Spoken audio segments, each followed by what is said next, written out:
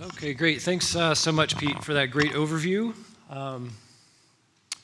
So for those of you who have not met, I'm G.R. Thompson. I'm at the University of California, Davis, and I'm the chair of the Education Committee with John Badley, who is my co-chair. And the last few years have been very busy for the Education Committee. So for those of you who don't know what that really entails, so we do have an online website, which is Dr. Fungus. The original Dr. Fungus is John Rex, who first made that site and has passed that on. It's very important for us for that to sort of continue in perpetuity. So we've also really talked a little bit about new members of the MSG and opportunities for them, and that website does need several of the pages updated. I think we are going to probably call on some of the members to help with that effort. Nathan Wiederhold has helped with taxonomy, which seems ever-changing. So please thank Nathan for helping with the taxonomy, but not for making taxonomy changes that we deal with in the clinic. And then the case of the month, which Joe Vasquez has really led that effort. There's been 42 cases to date. We're trying to make that a little bit like the Gorgas case of the month over time. And are thinking about some ways that we can put these into either a book or some type of CME activity, really to the benefit of those of us in the MSG, but also those we're trying to recruit in or to even use for education for our house staff or our medical students. If you'd like to submit a case, you can send it to Carolyn. You can see her email here, or you can just go into the website and submit directly there as well. We will review that, post that on the website, and we can even give you a DOI number that you can use for your promotions packet at your institution. So part of our role as well is really publications and white papers, and you can see really the 6 most recent listed here. So this first one really grew from what was initially intended to be a helpful document really outlining the use of surrogate markers for regulatory agencies, and that grew into this just titanic review, which I think is actually very helpful. I think we have a really helpful document at the end of the day. I really appreciate everyone's help with that, but just a gargantuan lift. It ended up being more like a guideline process. The Care Step pathway, Lisa Tushla and Terranova have really done just monumental work with educational efforts and outreach, particularly outside of the U.S., as well as to physicians and providers here in the U.S.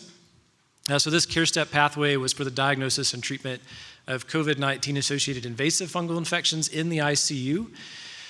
Also, John Badley led this effort, which was also related to this Care Step pathway funding mechanism, but coronavirus 2019 associated invasive fungal infections. I think that was really a helpful resource for a lot of people.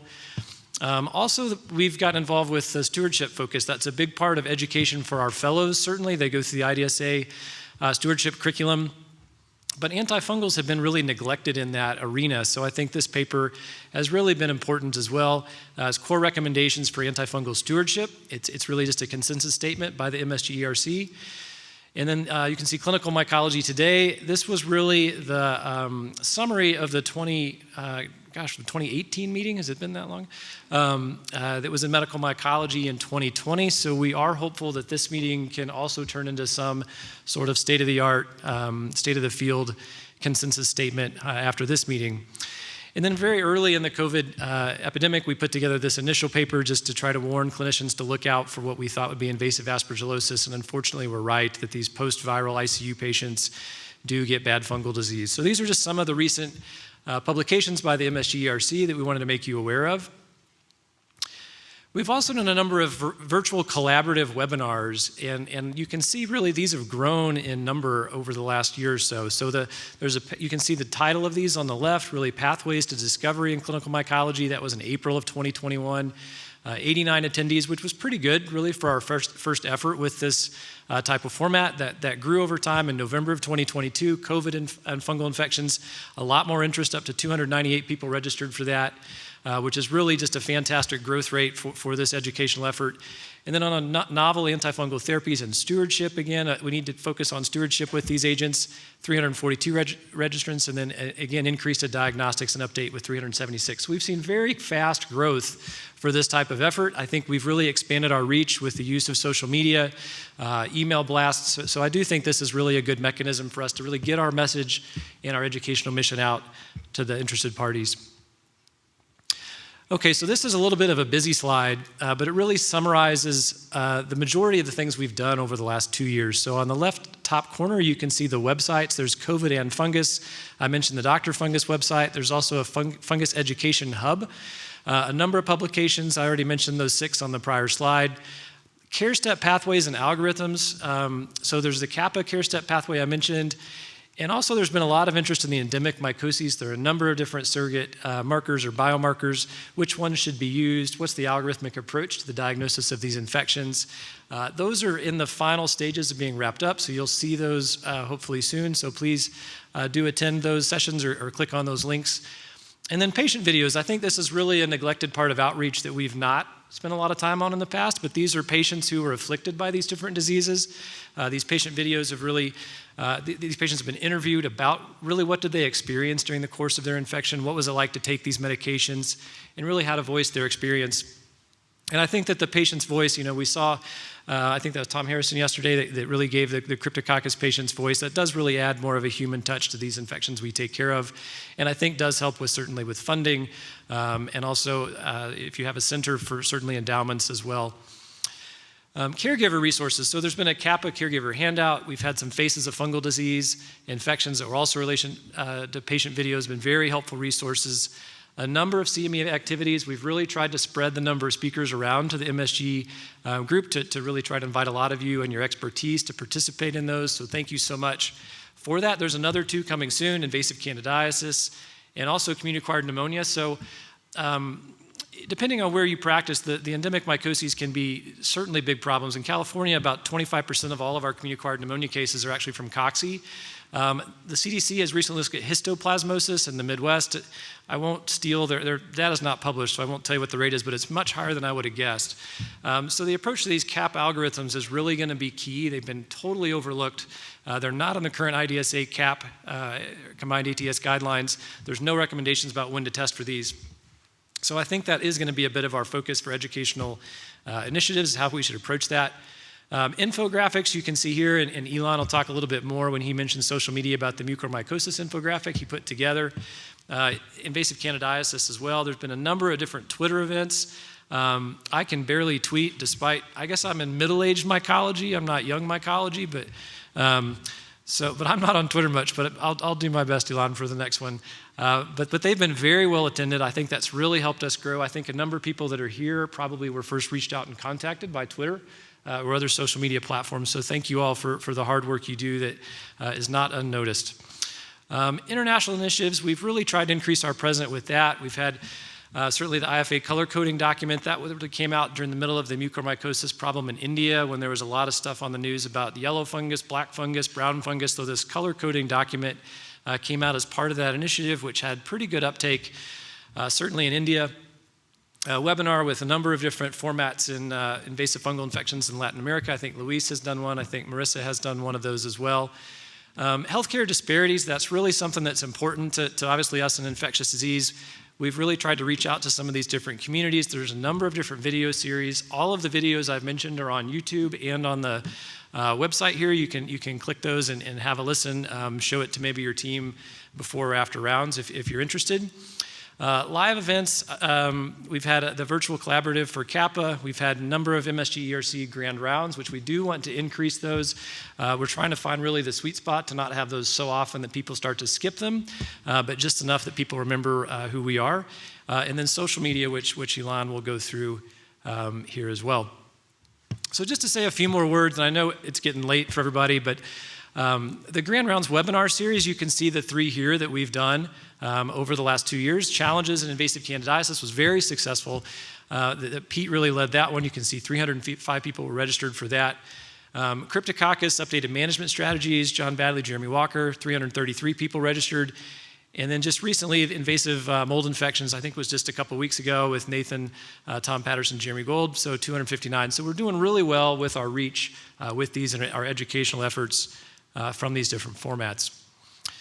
The other CME activities that have been from this COAG faculty that were with the COVID-19 invasive fungal infections were Kim Hansen, Melissa Johnson, Daniel Kilmanson, Scott Kopf, you can see there on the left.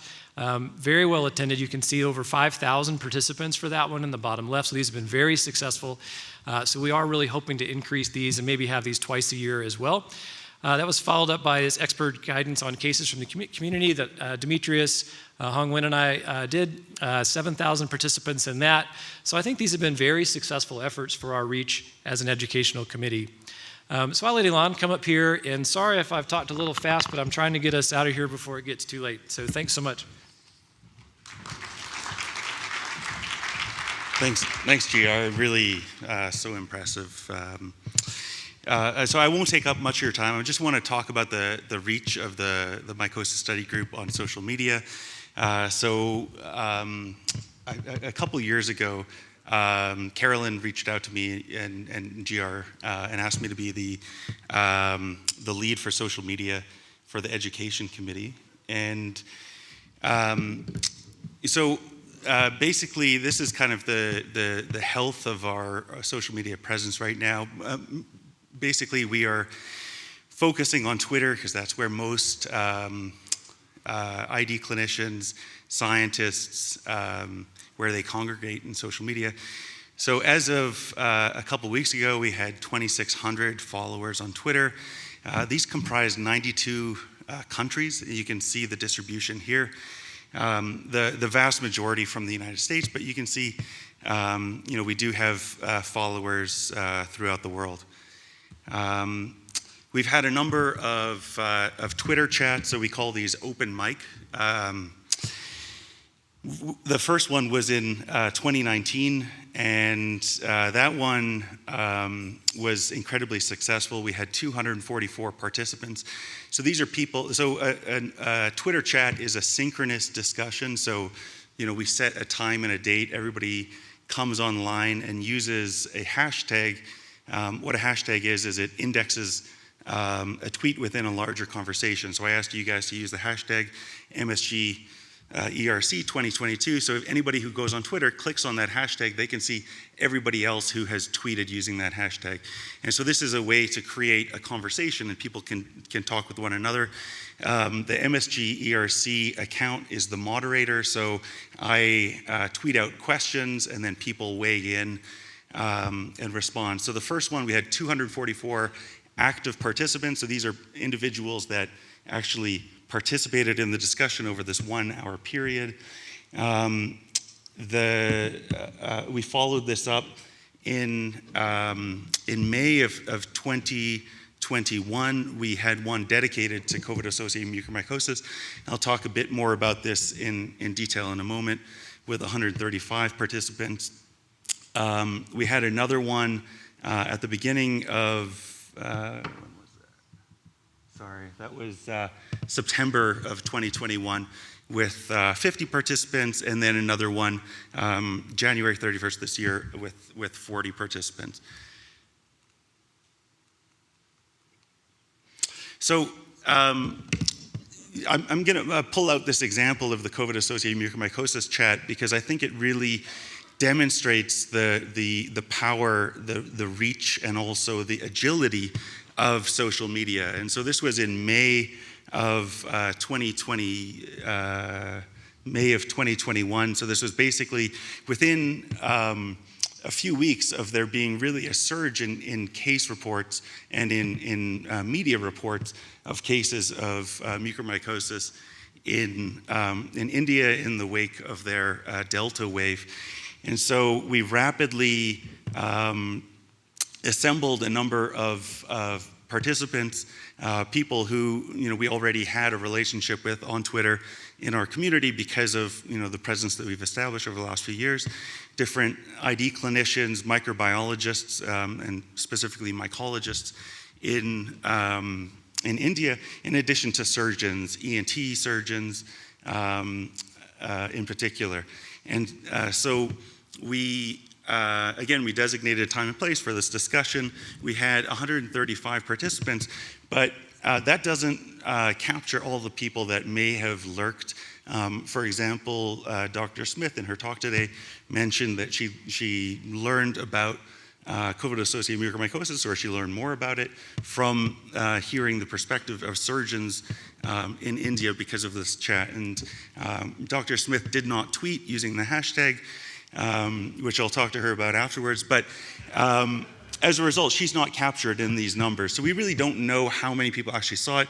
We know that these tweets crossed the timelines on, or the computer screens on social media of over 2 million people. So potentially up to that many people may have seen them. Likely, quite a lot fewer than that. To give you an idea of the sort of really robust discussion that came out of this, I've included a few tweets here, and I'm not sure if you guys can read them, but so again, I tweeted out questions, like what have you seen in COVID-associated mucormycosis? What are the challenges? And what sort of things do you want people to know? And so, as an example, somebody took a screenshot of their patient list just from the last week of over a dozen patients with COVID-associated mucormycosis. Another individual said that they have over 500 to 600 cases of mucormycosis at their hospital at that snapshot in time.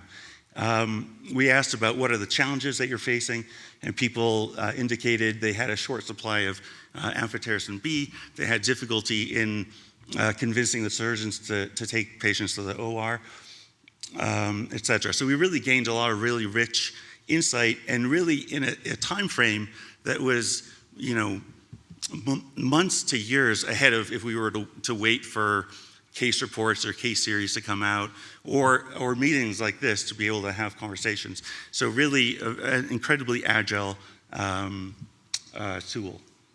And with that, I'll just put as an ad that in 2 weeks for Fungal Awareness Week, we're going to have an open mic. And so I encourage everybody, if you don't have a Twitter account yet, please create one. And it would be great to have the MSG community come out in force for this event to mark the beginning of Fungal Disease Awareness Week. So with that, I'll hand it over to Marissa.